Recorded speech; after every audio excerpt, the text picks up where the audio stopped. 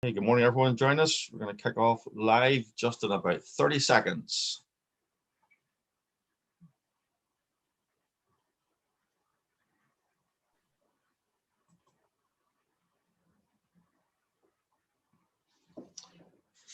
Okay, so let's officially get started this morning. Good morning, everyone. Welcome once again to our weekly broadcast every Thursday morning at 10 a.m. We tune in for 30 minutes of information, some education, hopefully some inspiration, and it's just a way of keeping people connected in the world of property, what's happening in the marketplace, and also making it relevant to property crowdfunding, a little bit about ourselves. So I'm the CEO of LEOcrowdfunding. We are an equity property crowdfunding platform, and my resident co-host, of course, is Mr. John Corey. Good morning, John. How are you? Good morning. How is everybody? Very well indeed. I was just saying that it seems that the Thursdays seem to be coming round quicker as I get older. So I don't know if that's just the age of life I've managed to reach now that I'm over 50, but it just seems to be. Oh, I forgot that you're officially an old bugger now. Yeah. I just turned 51 a few weeks ago. So 51. Yeah. Wait a minute. That happened last year then. Yeah. The 50 was last year, but because of COVID, I was able to keep it just nice under the radar. There was no big parties, there was no big fuss, so I was very happy with that. But yeah, so that must be the thing. So listen, today our topic is a day in the life of a developer. And delighted to have a special guest, Hitesh, on, who will be introducing just in a few moments. So as normal, if you have any questions or any comments that you want to make, please put them into the Q&A. We don't use the chat box. Put them in the Q&A, and John and I can monitor those and add those into the contribution as we go along. I'd like to remind people we are live on YouTube. This is a recording that we then put up on YouTube. So we tend not to mention people's names on the Q&A, just in case people don't want that. So let's get straight into today. So John, we had our special event last Tuesday night. It was our investment workshop masterclass, and I was absolutely delighted with the turnout, delighted with the content, the speakers, and I think you'll agree it was a very, very valuable education event for investors. Well, independent of what I think, there were definitely some good questions. A few people that we hosted were explaining why they invest or what they look for, and it was a little bit different from each person's point of view, which is literally how people make their investment decisions. So I think that was good for people who are raising money to see, and also for other investors to feel comfortable about how they reach their own decisions, a very personalized decision process. Yeah, I think the sort of panel or the testimonial section was very valuable. We had a number of investors who invest not just in our platform. I think they've invested on other platforms as well, experienced property investors, and they just give their personal reasons or opinions as to why they try and create wealth through property crowdfunding. So between yourself doing a slot, Dan Taylor of Taylor Capital talking about the current state of the market and why now is a good time to consider investing in property. Aisha Fori did a slot on investor psychology. So delighted with that. We're going to do another one probably in about 2 months' time. And yeah, we're absolutely pleased. Is that available on the YouTube channel? It will be. So whenever that's ready, we'll inform everybody. Okay, so just to update everyone on the old woolen mill. So we've done our first 2 tranches of drawdown, moving to the third tranche. Now, as everyone knows, the maximum raise on this one was 155. And when we reached the time limit, there was 130,000 invested from 57 different investors. Now, we do have the facility that if someone has invested in this project, so they're already in as an investor, there is the opportunity if they want to invest a little bit more. Obviously, we can go up to 155. So there will be an email going out inviting people, if they so wish, to put a little bit more in. There is the facility to do that. So watch out for your email on that. And of course, we do a slot on Clubhouse every Thursday, 11 a.m. And we talk all things UK property crowdfunding. And as a way of just keeping up to date, answering some questions, and we get some great interactions from that. So let's get straight into today. So we always have this section of real lives, real people, and we'll love to hear from people who are actually out there doing it. It's not the theory. It's not for the John and me who kind of have our maybe the corporate role, and John is a passive investor. We want to hear from people who are actually out on the ground. And today, delighted to have somebody who's been on before. Hitesh, good morning to you. How are you keeping? Just in time. I'm back just in time. I missed the first 3 minutes, to be honest. I had to rush down for an emergency. But morning, everybody. Morning. This is Hitesh Reader this side. Yes. I believe you guys have done the introductions and you don't really need introductions. We've done that initial introduction, and Yeah. sort of the theme today is a day in the life of a developer, and I'm guessing your emergency was perhaps your young child that you had to go and sort out. So that's one of the starting points of a day in the life of a developer. Not the young child, with business. but not the young child, but what he does is the emergency most of the times. Yeah. What age is he again? Sorry, he just turned 1 last Sunday. Ah, very good, very good. So yeah, I know you're an exceptionally busy person with so many different business interests, but you've also got the juggling of being a father and a husband and looking after a 1-year-old. At 10 in the morning, woke up at 6. Everybody can see I'm still not up. So yeah, getting there. That's it. So quickly before we move into the slides, then yep. You're obviously a very busy person. You juggle a lot of things. You have different projects on. So how do you set your day up as a let's call you a professional developer as well as a professional in life? So how do you set your day up? What do you look for in a day to make sure you get done what you want to get done? What you want to get done needs to get done in the first 2 hours of the day. Otherwise, a day in a life for developers, it's very dynamic. You might get a project at 11 in the morning, have to visit it by 1, take a decision by 3 and come back, yes or no, or take it forward. So I generally tend to wrap up things between 7 and 9 of what is necessary. Everything after that is pretty much fluid, and things just take shape as they go on. And there are then obviously scheduled meetings, which John knows of. There are weekly meetings and there are bi-weekly meetings, planned meetings, unplanned meetings that you keep doing. So yes, and now that the industry is opened up, there are more lunches to attend. And I'm grateful for that. You can meet people in person. But yes, I generally plan my day in a way that I tend to get done what needs to be done, what's there on my list, at least in the first 2 hours of the day. And then everything else is pretty fluid. You can call me anytime and I'll be there. Excellent. Okay, that's a good tip for the start. And certainly, I think if you look at most successful people in life, most would probably tend to do something similar. They're early risers. They have their key tasks for the day focused on early morning, try to get them out of the way. And then the rest of the day kind of takes on a life of its own. The unforeseens come in. And I know, John, you've obviously worked at high level corporate and you enjoy reading about successful sort of elite business people. Is that fair to say that most would be sort of similar to that, getting things done early in the morning? So I would disagree. I think it depends on the person and the sector. If it's a very sort of business day, so in my world, when I was in the software world, the important stuff all get done like after 7 p.m. at night, because that's when all the crappy meetings ended and all the stuff that was in the way. So then you could actually get on with the real work. And then when I was traveling a lot, it just depended when you sent the email, because you were possibly in the wrong time zone anyways. Yeah. So people have to find a rhythm that works. And as Hitesh has highlighted, as a new father, he and his wife, she's a professional, they have to figure out what works, and their son won't exactly agree to the corporate hours. And then as you get older, you don't have that issue, but you have other issues. So, and one of the reasons people need to figure out what they're best at for property investing. So I like more the numbers, the structuring, and all the other things that are not sort of time sensitive, as much as they maybe talk to the builders, talking to the material suppliers and all the rest. All those logistics are driven by the lorries on the road or whatever. So your roles really do dictate when you have to be on, so to speak. Exactly. As an example, it's 5 a.m. here. Yeah. Everyone, but Hitesh, we can't argue with that.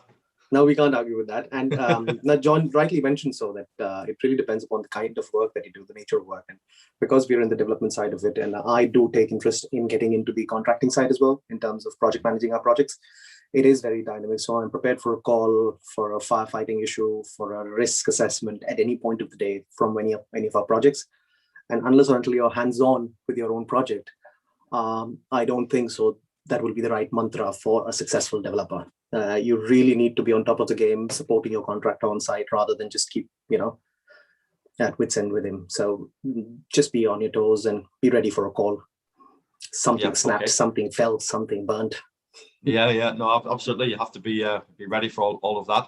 So if anyone's got any comments that they want to put into the Q&A, maybe what works for you or how you manage to get through the key tasks of the day, or how do you make your day more productive, I'm happy to share those tips with the audience. Just put them into the Q&A, please. So in terms of Curation Tech 99, you're obviously one of a key sort of 3-man corporate team. Do you want to just briefly explain, I suppose, your background, which you haven't done yet, and then Ray and Rajiv, just explain sort of the team you have? Thank you for that. But yeah, for those of you who know who I am, and for those of you who don't, I'll still give you the brief. I'm a civil engineer by profession, stuck to the core that the college taught me, and I've been in the industry for 14/15 years, 15 if you count the 1 year of training. And we've been into the property development business for a good 4 to 5 years and 2 years in the UK, broadly. We now have 4 live projects in the UK. 2 of them are planning raises, as in planning uplift projects. One of them is a raise with you guys. And 2 projects are standard off the shelf with planning, just build them out. We are on our way to sign off, complete on 2 other projects. So that'll be a good total of 6 in the first 2 years. And yes, Curation Tech 99. Curation Tech is an enterprise that I bring from India, that I started off in 2011. And Curation Tech 99 is one of the joint ventures that we did in the UK with Ray. So Ray was a principal for 99 Capital. Nuneaton was one of the projects that we are doing together. The second project that Ray and I are doing together, the 2 companies are doing together, is the Scotland project, which is the planning raise. And Rajiv has been a partner of mine since I started business, to be honest, and he's the reason I left my corporate world. And Rajiv and I have done business together for a good 10 years now. And he's somebody who looks after the finances, looks after acquisitions back in India and the project operations back in India now, because I've been here and haven't traveled back for a good 1.5 years. So we've added to the team now. Now we have associations with Michelle, with Sunil Rana, and with a couple of other people. We'll get to know them as we move forward in more deals to come. Okay, so you mentioned there the Nuneaton project, and there'll certainly be a number of people looking at the list of attendees this morning who have invested in this project with you. This is the first one that you brought to us, and I think you're very happy with how this is developed. And you want to give a quick brief update on this, and also like how often do you go on site, and kind of any key lessons you've learned from this one? Yes, how often? Every Tuesday, apart from one of phone calls that I get. But you need to have a schedule in place for a project, and they need to know when you're coming so that everything can be arranged for your visit in terms of getting decisions done, and work needs to be assessed. So we have a project review meeting every Tuesday, and I make sure I'm there, come what may. But yes, I'm happy with the progress of the project. Bit of ifs and buts, but yes, broadly happy. We are getting there. We wanted to finish all the 5 plots by the end of June. We're running about a couple of weeks late at this point in time because of various dynamic issues of rains and availability of materials and everything. But I think the team on site, on ground, the contractor, consultants, and everybody who's involved with the project has done a fairly good job, starting off in October 2020 and then being where we are at this stage during the COVID pandemic, Brexit, material prices going up. Considering all of that, the banks have supported us a lot. That is a senior debt.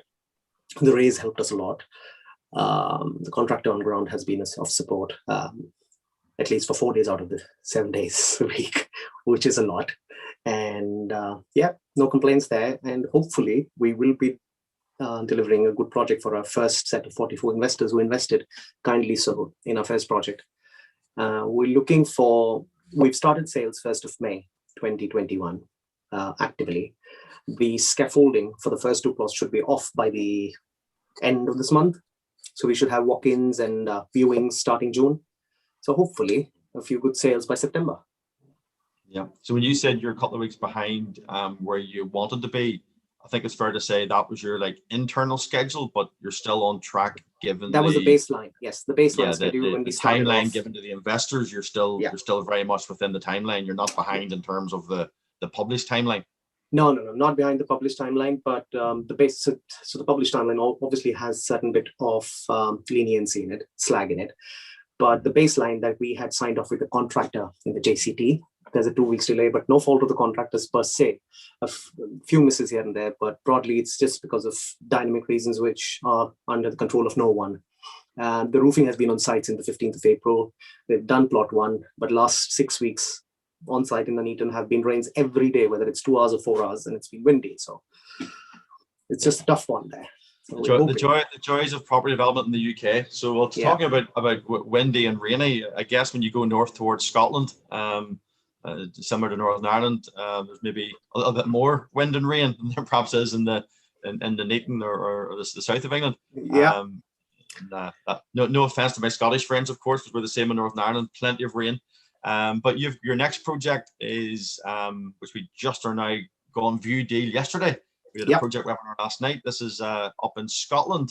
And how on earth did you end up in Scotland with a planning uplift raise? Quickly, I'll quickly run. We just did this. It's like deja vu. We did the same last night, right? The same question. But yes, the project came to us, came to Ray in January when I had just struck it off that no, we're not doing Scotland for now. Came back in March is because the property owner called me up directly. Ray had forwarded me my number to him. And then 2nd of March, we had this discussion. I liked the guy. It was worth the discussion. 8th of March, I sat in my car, 6 o'clock in the morning, reached Scotland at 2 in the afternoon, had a 3-hour long discussion, shook hands, finalized the deal, and came back at 2 in the night. And I'm traveling down from Surrey. So it was a back-breaking, neck-breaking, very successful meeting by the end of the day. And we were able to structure the deal, as John mentioned, and John loves structuring deals, So I took a leaf out of his book there and structured the deal in a way that it did not hit anyone hard at any point in time. So just as a brief snapshot, we are out of pocket by 25 grand as a non-refundable deposit because the seller is a desperate seller and he wanted to make some money up front. That's been done. Everything else is paid at the back end. The project, 36 and a half acres to be precise, was too big for 9 houses, and 9 houses, you potentially are building it up in about 7 acres, 6 acres, less than 6 acres, but you're giving away more land with each house. Technically, we do not need more than 18, 20 acres, but the way we were cutting the land, we had to buy the entire piece. So the current seller was kind enough to understand that, yes, we can't be out of pocket for the entire piece of land at one go. So the payments have been structured in a way that he gets paid for 20 acres, that is 700 odd grand, in addition to the 25 at the end of the planning raise, if it's successful. We take care of the entire planning after the exchange is done. And then the balance phase is paid 12 months after the planning.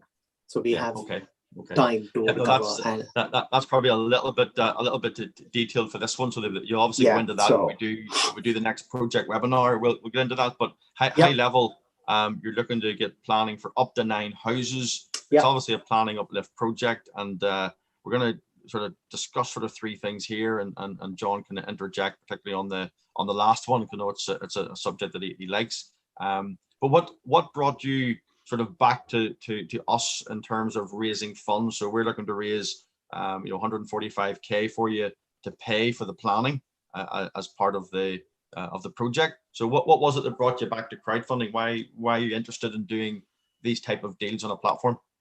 Networking, meeting new people, trying to form partnerships. The first raise, where we had 43/44 investors, I probably have ended up meeting 6 or 7 of them individually on Zoom calls in person, and all potentially partnerships that can be formed in various projects in the equity terms, partnerships in terms of us working as a service model for them, delivering their projects, project managing their project, helping them out. And it just is a brilliant way of making money for all. And when you can sit at home and make money for yourself, that's one thing, and you can just keep doing that. There's no harm in doing that. But if you can join hands with 20, 40, 100 other people and just keep growing your team, what's the harm in that? And I love meeting people. So yes, the crowdfunding platform, I just love that particular aspect of it. And I would keep coming back for that same reason, if the project is good enough.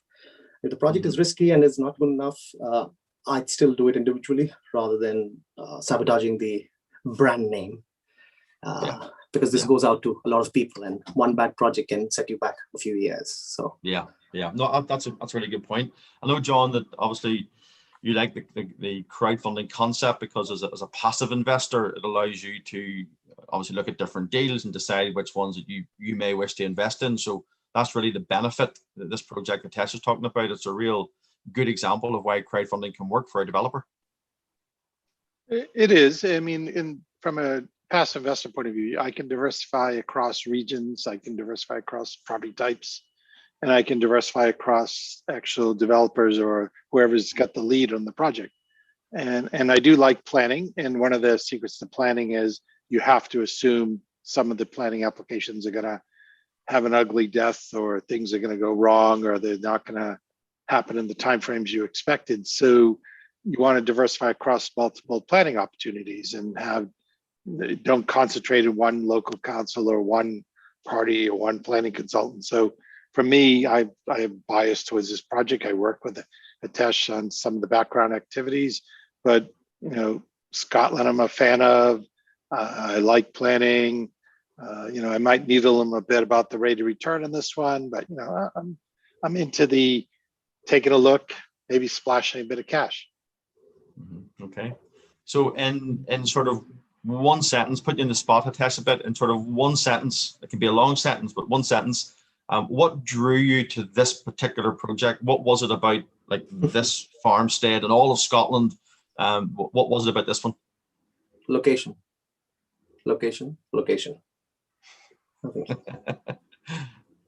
That's it. I keep saying that. No, there should be no other reason. There should be no other reason for a developer. If it's location, if it's the right location, that's it. Huge profits, say no. Less profits, say no. If it's the right location, say yes. Okay, so, interesting mindset. There's obviously factors around that, but you're saying fundamentally it's about the location. And this one, as you described last night, you sort of the plot is sort of raised, and you've got 360 views off into the country. And isn't there like I think beyond the plot, it's like a national park or reserve? National Forestry Reserve land, 3,500 hectares, 500,000 of trees in the next 3 years, all around you. So breathe in the oxygen, all you want. Yeah. If this doesn't sell, I'll go and live there myself. To come back to the location comment, it's the one thing a person investing, a developer, whatever you want to label yourself, it's the one thing you can't fix. So you can pretty much fix everything else, but you can't fix location. Pick a bad location, you're going to own a bad location, you're going to sell a bad location. Pick a good location, and a lot of other things you can work on. So true. Okay. So true. So risk, if we go on to the next one here regarding risk, because it is important to highlight, as you've already mentioned, there is risk. And if you take a property investment scale, and on if you like, one would be if a building's already built and there's maybe already a tenant in it, and you're investing in that project, well, that risk is relatively small compared to a planning uplift, which is 20 risk. Which is probably which is a 20 on a scale of 10 when it comes to risk. So I mean, what are the risks of this project, Hitesh, in terms of the the application? Where are the concerns, if you want to call them that, and how have you sought to mitigate those? Nothing, David. As far as the logic is concerned, there's logic. There's enough precedent in place for us to get the planning. But I tend to keep saying this. When it comes to projects, you're dealing with drawings, numbers, and specifications. That's less of language and literature. That's more of numbers and lines. So it's very objective. Planning is language, literature. It's very subjective. It depends on how one interprets it. So the planning officer, he can be very involved in the entire process, form a dialogue with you, or he could be just sitting in a room, lock himself up, and just give his judgment, and so be it. So you have to deal with that. with planning, it's only the risk of how one interprets it, because it's language, and I'm not a big fan of it. I'm a fan of numbers because it's subjective. It's a yes or no, 1 or 0, white or black. With language, it's here or there. It's, everybody has their own interpretation. So as far as precedent is concerned, there's no risk. There's structures there. You can see, you can convert it. Yeah. The law says, the council says, everything is in line for it. So yeah. In fact, you mentioned there about the structures in place. Perhaps it's a good opportunity just to explain sort of briefly, sort of the precedent or the planning policy regarding building on concrete structures, because that's really the key to your application. Yes. So two precedents in place. There's a development happening like half a mile away from this project on the road that we own now. We've exchanged it now. We've given the right of way to them, Webster Homes. So you can go and check that out. And 2, there are existing structures here which need conversions into houses. That's it. So as per the law, even if the ground is concreted and if you've flattened the ground and hardened it up with concrete or with gravels, you can build on it the square footage that it stands for. We're currently building less than 60% of the square footage that is existing there.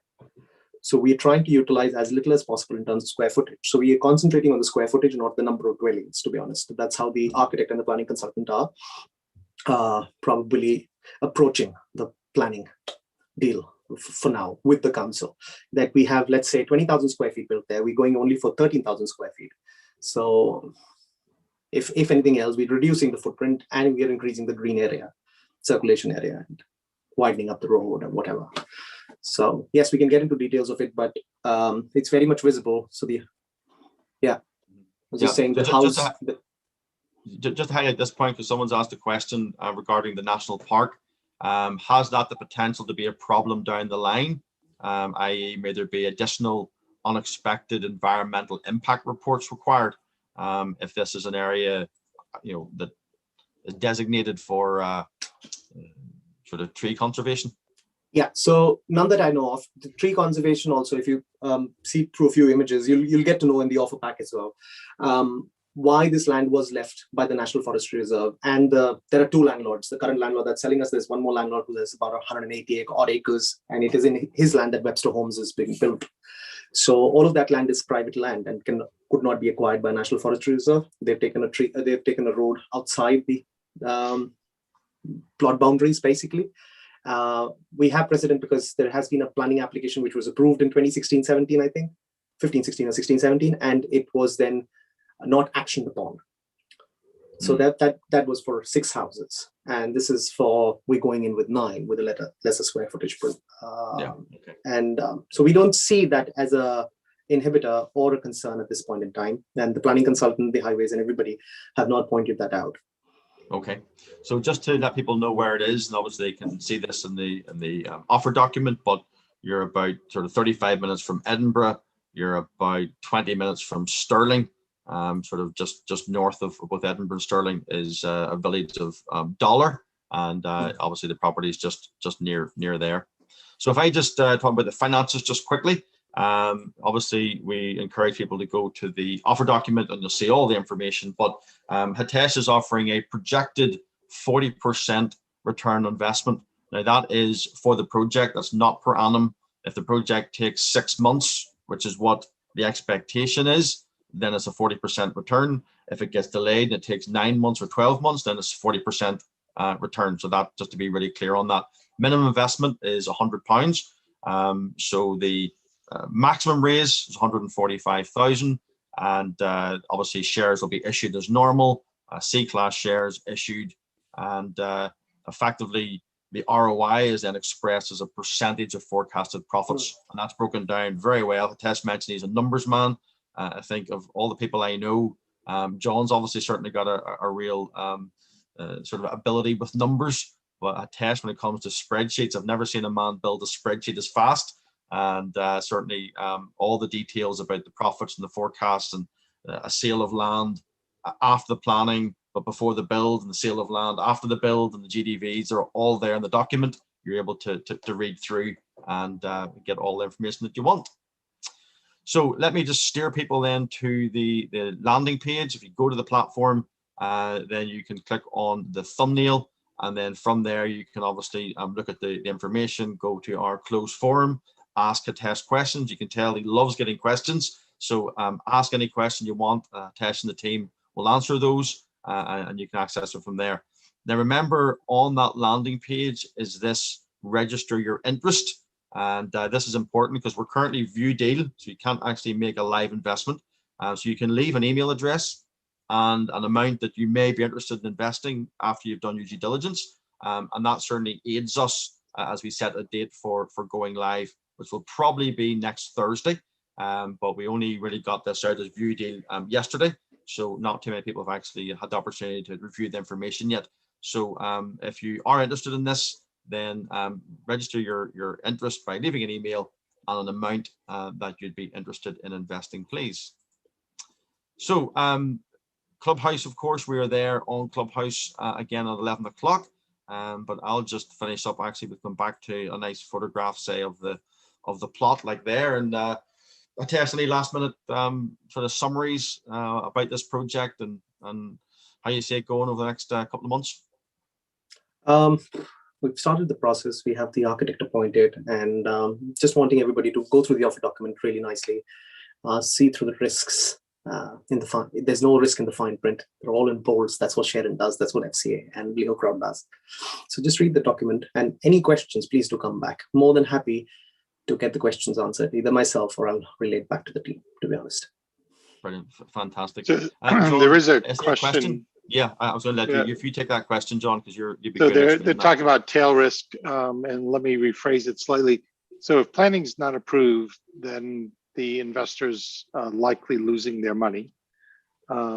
If you do sell the property with no planning or with the existing planning that it has, and you turn a profit, is that profit still divided with the cash investors on a percentage basis as detailed in the document? So what is the downside scenarios, or what are the negative outcomes? So technically, it is a certain percentage of shares that the investors get, which are calculated with the current profits, and the current profits, 10% of that, you get shares worth that. At the backside, I don't know whether I should be speaking this out loud. David might cut me off if this is not loud, but as a developer, we would like to give you guys the returns that we are anticipating from date dot. 145 versus 203, you guys get 203 back. Whether we make X, Y, Z as profits, till we make profits, till we get planning. Planning is defined by the minimum number of houses that we get approval for. The idea is to build them out and not sell the land per se. That's our first exit. That's our preferred exit. So you guys get paid off as soon as the development finance is in place. Selling the land is our last resort, because we are developers and we want to develop and have a flag in the ground that we've developed this particular property. So that's about it. So the idea is to give you that fixed profit line, but we can't claim that. I don't think so we can claim that. So it is the shares and equity that you get. Once you are paid back, you'll get to know that, yes, whether we made less profit or more, till we made at least that 50,000 of profit, that we have 58,000 of profit that we have to give away, that first 58,000 goes out to the investors. So there's a priority. The shareholders are buying into the deal. They're going to end up with about 10.6% of the profit, but there's a priority payout, and all this is detailed in the document, I'm sure. Yeah, no, absolutely. So yeah, to summarize that, capital is definitely at risk, returns not guaranteed. That's the nature of equity investment. But when a profit is made, then the investors obviously, the first 58,000 go to the investors. Let's put it that way. Yeah, absolutely. Okay, fantastic. Listen, thank you very much, Hitesh. Very, very useful. Just to sort of see how your days are structured, and then hearing update on those projects. I think that's been very, very valuable. So any last minute comments, John, from you before we finish off? People need to read the document. I think it's laid out there. It's very similar to most of the planning offers that have been on Leo crowdfunding. So do read the document, read the shareholder agreement. If you do eventually invest, it'll be in the documents. Yeah, absolutely.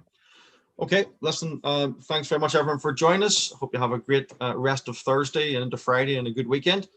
Wish you every success in whatever you're doing in the world of property investment and development. So all the best, everyone. Take care. Good luck. Bye-bye. You too. Bye. Thank you so much.